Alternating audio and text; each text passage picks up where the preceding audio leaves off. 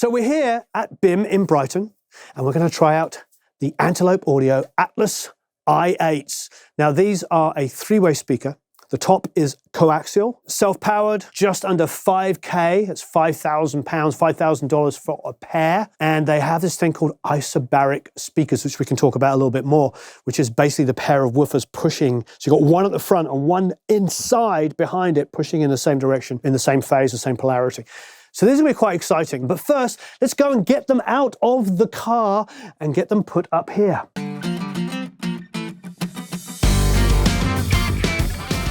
So you can enter to win one of 5 copies of Antelope's Synergy Core plugins, their whole bundle. I believe there is 49 plugins available at the moment. So enter to win one of 5 sets of the Synergy Core plugins. So we have some lovely new Antelope speakers, which I think we saw at NAMM. We didn't see it at Studio Zena, but we saw it at NAMM this year, and they are out. So we're going to go through the corridors of BIM out to the car and get them. All right, there's 2 of them. They look like they're fairly large.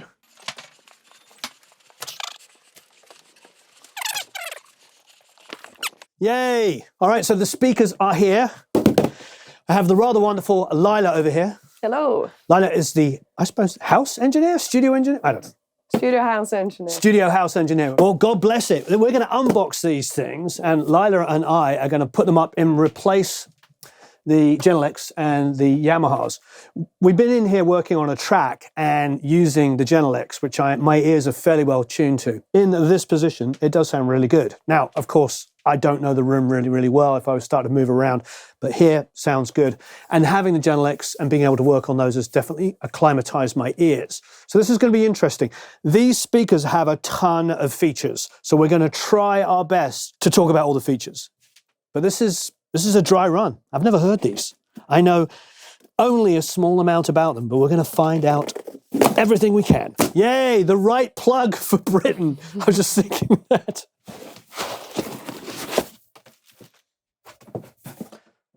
Oh, they're rather nice looking, aren't they? Even just the side. I don't know. What do you think? We should grab a corner. Should we do it on the ground? That's it. Working with smarter people is always the way to go. Oh, wow. Oh yeah, there's some substantial weight there. Wow. All right, so we just powered this up, and there is a little display panel which has come to life here. Let's take off its nice protecting. Look at that. It's rather nice, actually. I've never actually got into speakers quite this fancy, so this is new for me. Now, if I hit this control panel here, I've got all these different things. Oh, I can go on a standby. That's good. Okay, that is rather good. All right, so input source. Obviously, well, not obviously, but we are going to go in analog.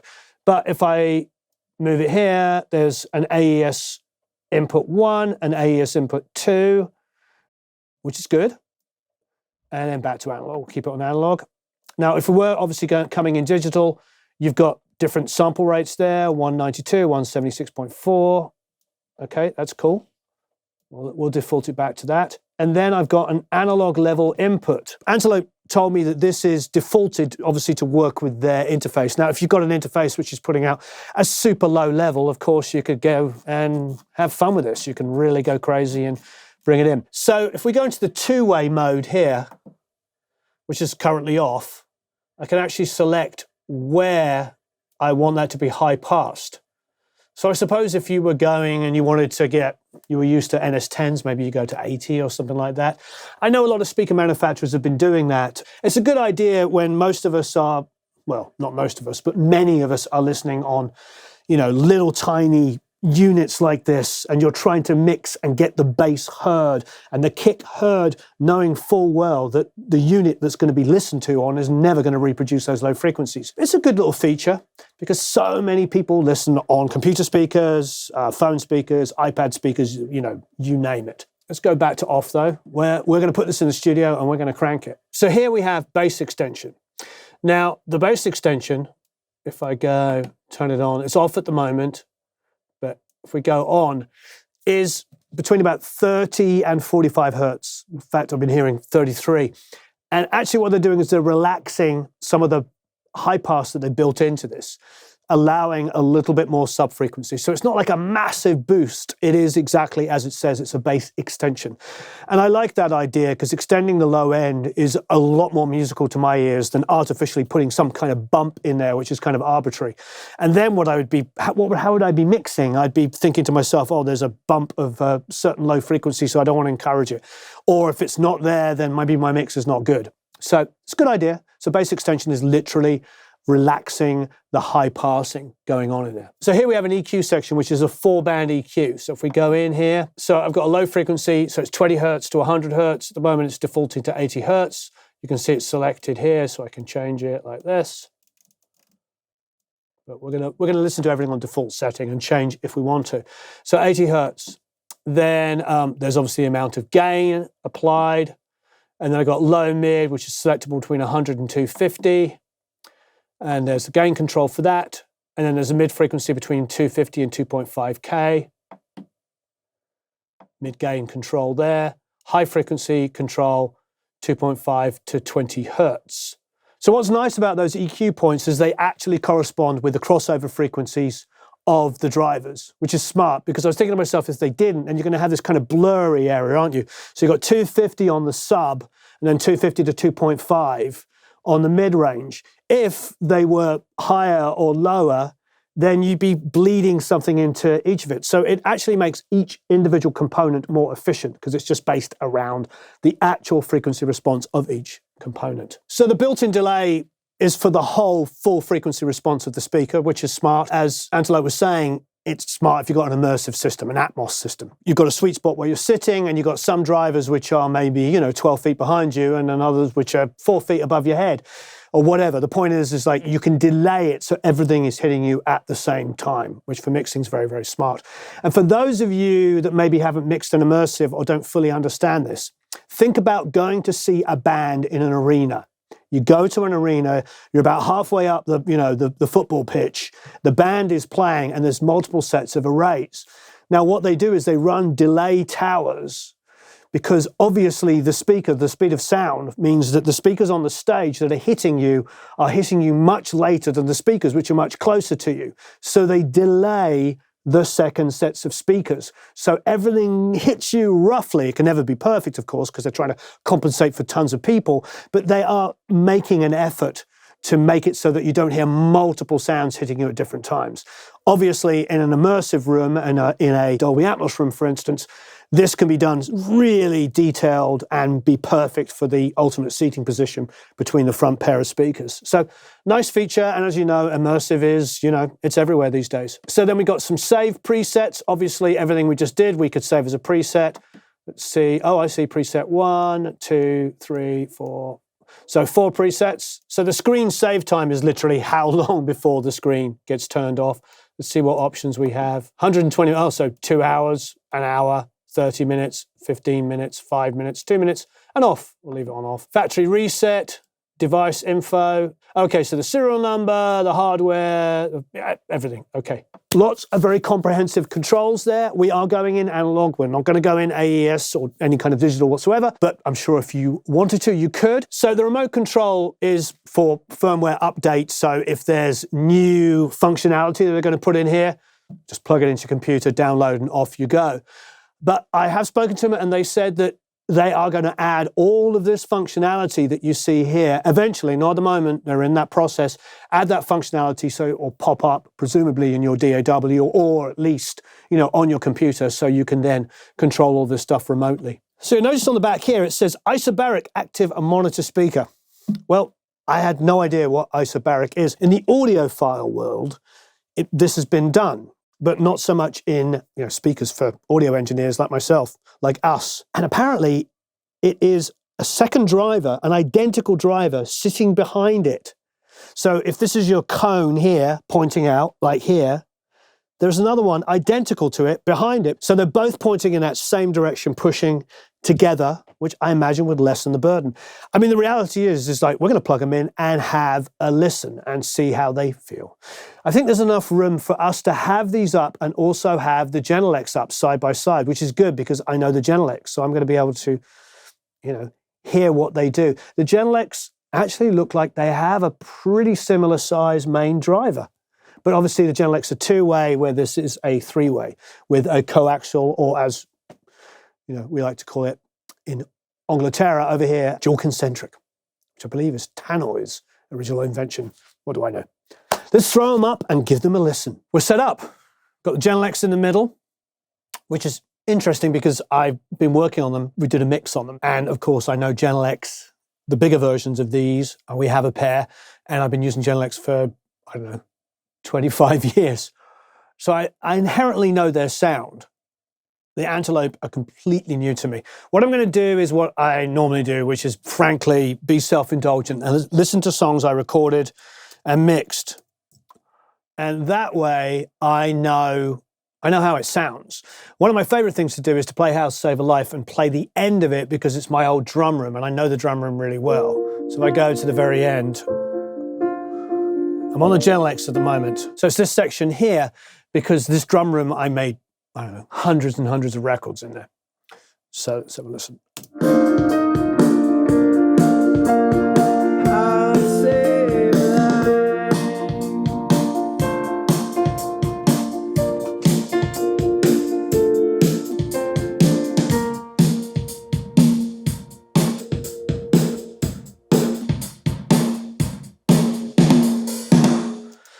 Wow, to say they're different would be understatement of the decade. Going between the Antelope and the Genelecs suddenly become very nosy, very like mid-range here. I don't inherently feel that they're that way when I'm working with them isolation, but compared with the Antelopes, they suddenly sound like smaller speakers. So that's a good thing. We've got the bigger speakers with this Isobaric system, so I would expect a bit more lows, I'd expect a bit more fullness. So the mid-range focus on the Genelecs is good, but it does start to feel a little ugly in the 600 and 700, which I did pull a lot out of the vocal of the song I was mixing. So I wonder how much that was inherently the sound of the speakers. It's making me think about it.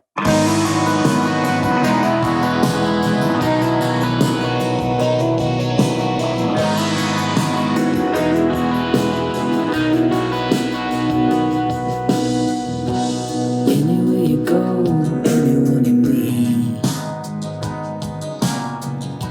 remember that your eyes can be your enemy. I said, well, hell is so close. Yeah, it's not just the 6.7, it's like a 1.15 as well. There's kind of a on the Genelecs. I'm talking about the Genelecs a lot because I know them. I like the front to back depth in the detail on the high mid. So let's have a listen to the Antelopes based on that.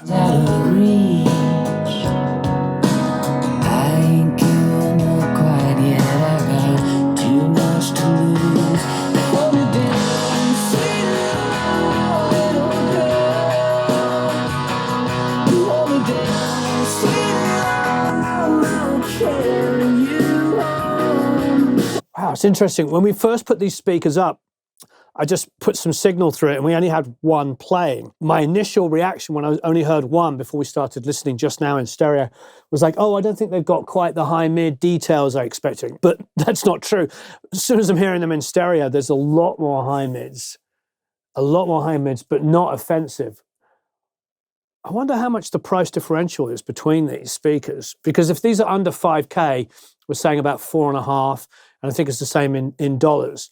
Considering how huge, substantial, and powerful they are, and relatively flat sounding to my ears, there might actually be a really, really good deal. Obviously, 6.5-inch driver from a Genelec, 8-inch from the Antelope, so I'm expecting a lot more low lows. It's coaxial, meaning it's the three-way rather than the two-way. So it should be all of the things that it is, and it is all of those things. Let's keep going.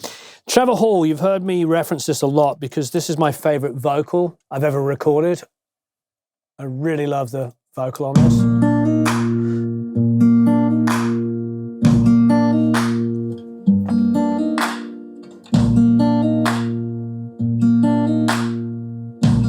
And also it's my studio again. I go to the Green Mountain State. Genelecs. I corner the silence you make. Do you live inside, outside me? As you speak through 10,000 leaves.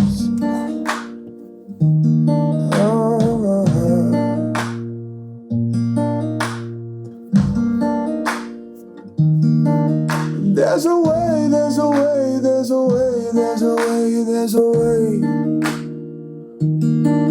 There's a way, there's a way, there's a way, there's a way, there's a way. It has always, always. It has always. Yeah, that 6-700 is really evident in the Genelecs. That's the hugest difference. I'd love to see a chart on this. The hugest difference is like 6-700 and like some of the low mids, like a little bit of like, the bass is very mid-rangey on the Genelecs.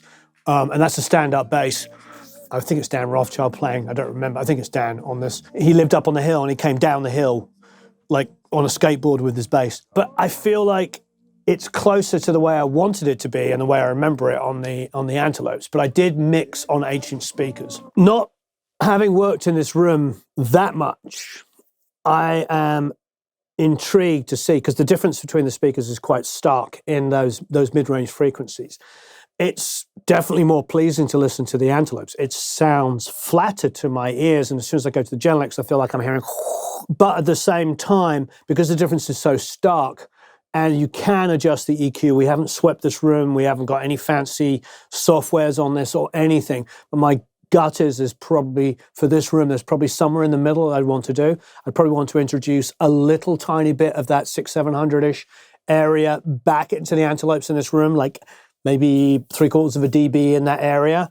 And then probably on the Genelecs, I'd want to do the same cut to try and make them feel, because the difference is so stark between the two. But I do love the high end. I love the detail on the Antelopes a lot. And of course, the extended low end, which we haven't done with the extended bottom end, but the fact they're a larger speaker and a larger cabinet is not surprising me that we've got a lot more low lows going on down there. It's those mids that I feel are so starkly different between the two sets of speakers that one feels too much and one feels like maybe it needs a little bit more. So I think I would go to the back of the Antelopes in this room and just notch up those mids. And when I say mids, I mean the 6-700 and maybe the 1 to 1.5 in that area, and just play around with it. Of course, you could use a fancy software, and this is what increasingly everybody's doing in their rooms. We all basically flatten out the speakers. It seems like inherently it's got great high-end detail because it's a coaxial, so dual concentric. For those of you that think of it in that way, that usually provides much better phase relationship. I'm not a genius, but I do know that that was the whole idea of the design, is you've got that outer and inner tweeter, so they are hitting you at exactly the same time. That was always the beauty of those. Please look online for more details on that. The Isobaric drivers are definitely working because the low lows are super there, and we haven't hit the bass extension. And I didn't really want to get too much into playing with it. I want to hear what they sound like coming straight out of the box. Because to me, it's like if a speaker needs a ton of work, any speaker, a ton of work to sound good, they should have it right out there. So I think if I listen to these in isolations, because it's got a little bit of that low-mid cut going on, it almost feels like it's done a lot of the work for me. I don't like listening to speakers with a ton of low mids. There are certain speakers, we know the manufacturer, I won't say what it is, that honestly they have like a 350 bump that I find unbearable to listen to, that some people like. Some of my friends like these particular ones. This doesn't have that at all. It's just a little bit scooped out in those low mids and in the mid-mids. But I think it might be the room exaggerating it, although it's tough to tell because I'm sitting here, but I'd probably dial in a little bit in this space. They sound good. They're very affordable. They're expensive, but they're, comparatively speaking, if we're going to put them up against a pair of Genelecs in this size, they're going to be a little bit more expensive. So yeah, what I would suggest you do is you go down to your local store and try them out. But generally speaking, they're good. They are very pleasing without that kind of mid-range and those low mids, which I find super ugly. You know, one more thing, I'm going to listen to the mix we just did. Shout, shout, let it all out. And these are the things I can do without. Come on, I'm talking to you. Come on. Shout, shout, let it all out. And these are the things I can do without. The high end is so much more detailed on them, but that stark difference, I hear not just the ring of the snare, but I hear so much more detail. I hear the reverb tail on the snare. Everything's so much better on the Antelopes, but listen to those smaller speakers. Makes me think, I just want a little bit. And I'm glad we did. I'm glad we compared them against something else. A little bit more of those mids, those sort of like I say, 700, 115 kind of area. Yeah, maybe even a tiny bit of 350. Yeah, again, could be the room, but what a stark difference. Let's go listen to the bass and solo.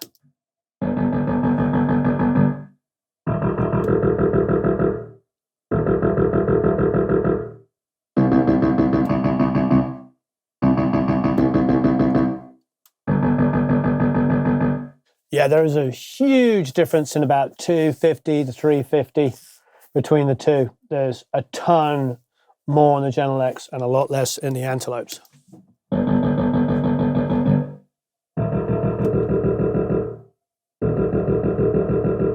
So what we've done is we just put a dB and a half at 200 and a dB and a half at about 700. So we've brought in a bit more of the awe, which the General X seem to have a lot of. And we're pouring about 200 to see if we can just support the bass, not on the low end of it, but just like the very low mids. Let's go to a song famous for bass.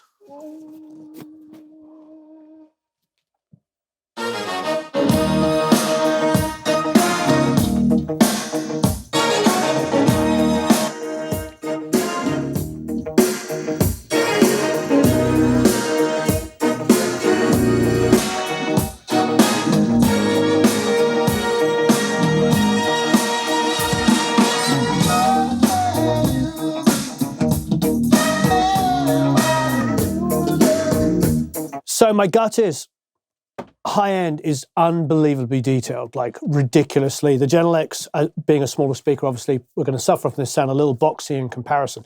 There's a lot more of this going on. But I do want to hear some more low mids. I want to hear some attachment on the bass guitar, on the low end of the bass guitar to the kick. Listening to Sledgehammer for a second, I didn't quite hear I hear the pick attack. It's so amazing.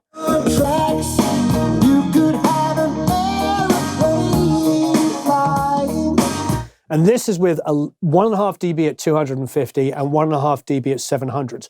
I actually feel like I want to go down now below that, between the 80 to 100 area, and put a little bit on that. So it kind of attaches itself. I hear the kick down here, but I want to hear a little bit more body attaching the bass to the kick. So what I'd probably do actually is go to about 80 or 100, boost that a little, and then actually go above the 300, because I don't know how wide the Q is on their EQ.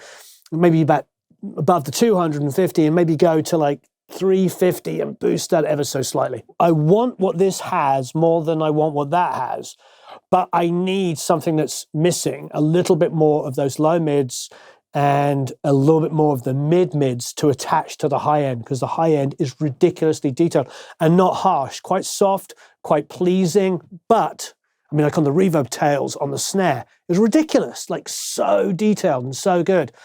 But I want to attach those things a little bit more. Does that make sense? Great sounding speakers, a lot of depth going on because of the detail on the high mid, a lot of extended low end, although we didn't even hit the extension, so I'm sure you can get a ton more, as we were explaining about before. Yeah, go and check them out for yourself and see what you think.